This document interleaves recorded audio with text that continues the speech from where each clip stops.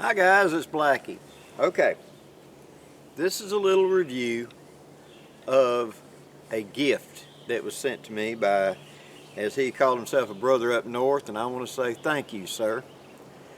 But he said he was looking around his gear and he found something that he thought I might like that he wasn't using anymore, and he sent me a couple pieces of gear. And one of the things he sent me was a knife, and I'd like to talk about this knife because I had seen these knives in the past, and I had lust in my heart for one of these knives in the past, and I want to talk about it. Now what this is a HELLE, H-E-L-L-E, HELLE or HELLE, and I will spell it because my southern tongue will butcher it. It is a G-A-U-P-E, group, whatever, woodsman's type knife. It has a beautiful birch handle on that thing. Now this design of knife goes back a long way. It's a puukko style. It was a Scandinavian style. It was something in Europe, and it was their bushcraft field belt knife. You can find knives similar to this going all the way back to Roman times up in that neck of the woods, but it's basically just a straight wall edge with this curved tip. Now this is more refined to what the original was, of course. Much better steels, but as you can see, it has a rat tail type tang. It's probably a 3/4 tang or something like that with a rat tail on it. And this birch handle has been put down onto it, and then that grommet has been put over, and they've been peened together to make sure it's rock solid, and it ain't coming out of there. There's no wiggle whatsoever. And I'll admit that in the early days I was looking at HELLE knives because I knew so many people were singing their praises in bushcraft and woodscraft. And I wanted to get my hands on one. And I never did. I ended up going with William Collins knife, which I am super proud of. Don't ever mistake that. And when you see Blackie looking at another knife, don't think I'm getting rid of my Master Woodsman and my Blackbird. Forget it, dudes. That's my knife. But I'm not one of those guys that, oh, I only carry this, nothing else. Knives are like clothes. They should change out for whatever the duty is that you're doing. And I wanted to play with this knife a little bit, and I have been playing with it. And what I have figured out thus far is it's a very good piece of steel. It holds a razor edge.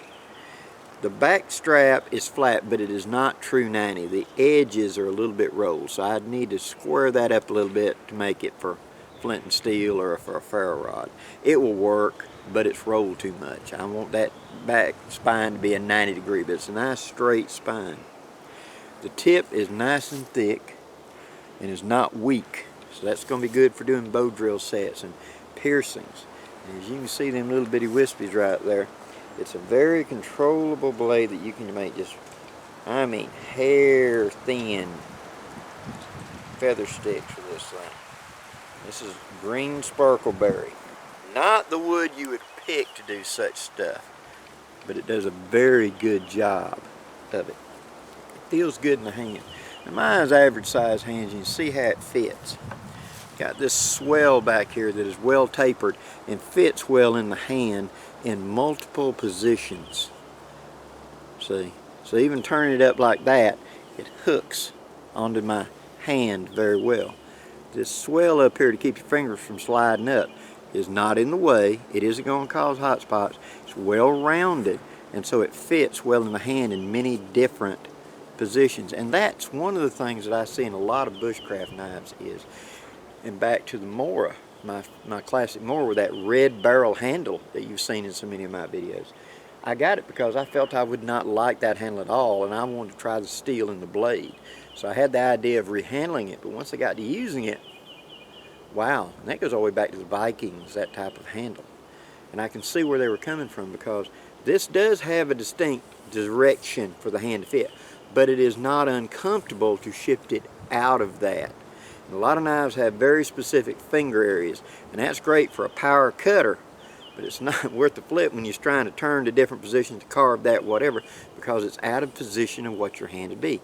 It must be in correctly shaped but omni position. That's the reason I love a WC knife and that Coke bottle handle.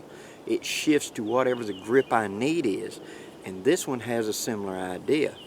It's a very well designed knife, and I like it. especially for a bushcraft, woodscraft knife.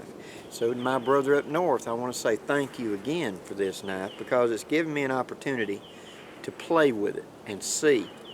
Now, these knives are not cheap. They're in the $150 range when I looked them up, but they're very nice knives.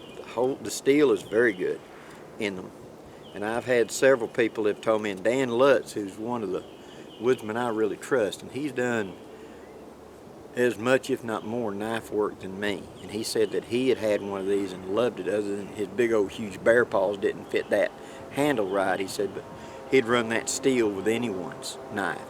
So that tells me it's a good piece of gear, and because of that, I want to play and practice with this.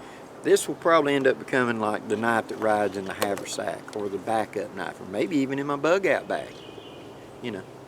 It's got a nice leather sheath. It's got a riveted belt loop on it, and it's got this stylish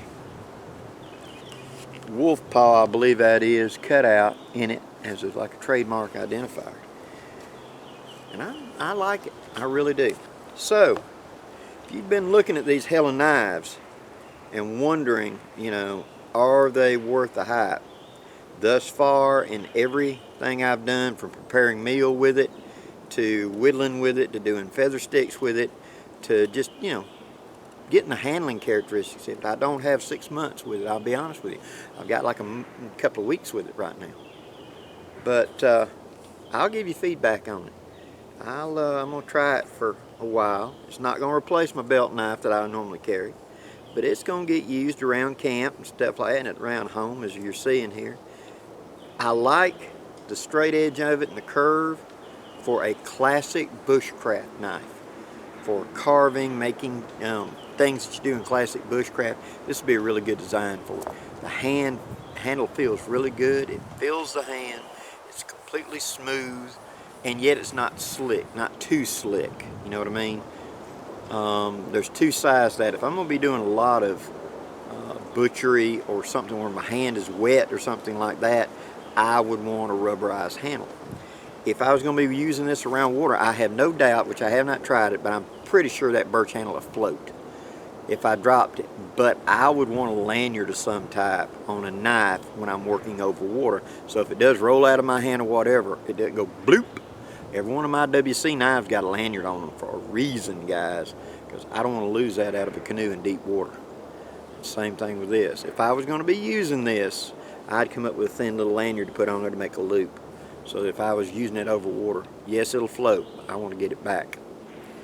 Hope this gives you an idea, guys. Please leave any questions or comments below. And do me a favor and hit that like, share, and subscribe button if you don't mind. Thank you very much for supporting my channel. Until next time, I'm Blackie, wishing you safe journeys. Have a great day, guys.